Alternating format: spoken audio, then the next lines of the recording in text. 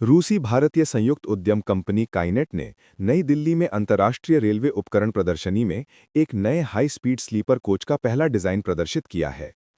काइनेट रूसी rolling stock कंपनियों और भारत सरकार के स्वामित्व वाली रेल विकास निगम लिमिटेड यानी आरवीएनएल के बीच एक संयुक्त उद्यम है, जो 120 भारतीय वंदे भारत हाई स्पीड ट्रेनों के निर्माण और रखरखाव के लिए है।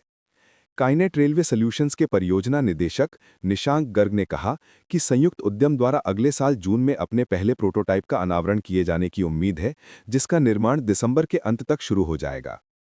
गर्ग ने बताया कि कंपनी ने भारत के पश्चिमी महाराष्ट्र राज्य के लातूर स्थित अपने विनिर्माण संयंत्र में पहले स्लीपर कोच की कार बॉडी का निर्माण पूरा कर लिया है।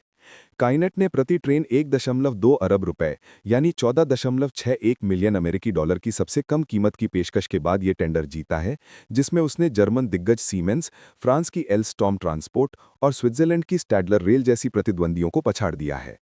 उन्होंने बताया कि कंपनी का लक्ष्य अगले साल तक पहली Vande Bharat sleeper coach train तैयार करना है। उन्होंने आगे बताया कि लातूर स्थित उनके कारखाने में प्रदर्शन के लिए एक कोच कार बॉडी का निर्माण पहले ही किया जा चुका है। संयुक्त उद्यम द्वारा निर्मित ट्रेनों का उपयोग भारतीय रेलवे के वंदे भारत कार्यक्रम के लिए किया जाएगा, जो 2019 में शुरू की गई एक पहल है, जिसका उद्देश्य लंबी दूरी के यात्रा मार्गों का आधुनिकीकरण और परिवहन दक्षता बढ़ाना है।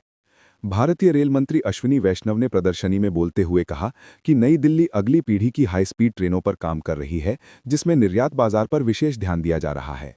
मध्य एशिया, मध्य पूर्व और अफ्रीका के प्राथमिक निर्यात बाजार होने की उम्मीद है। वैष्णव ने कहा कि भारत वर्तमान में वंदे भारत 3.0 का संचालन कर रहा है, जो इसके पिछले संस्करणों की तुलना में एक महत्वपूर्ण सुधार है, और उन्होंने कहा कि 2047 तक 7,000 किलोमीटर समर्पित यात्री गलियारे बनाने की योजना है। साथ ही भारतीय रेलवे 4,500 नई वंदे भारत ट्रेनें खरीदने की योजना बना रही है। यह लगभग 65 अरब अमेरिकी डॉलर का ऑर्डर बुक है।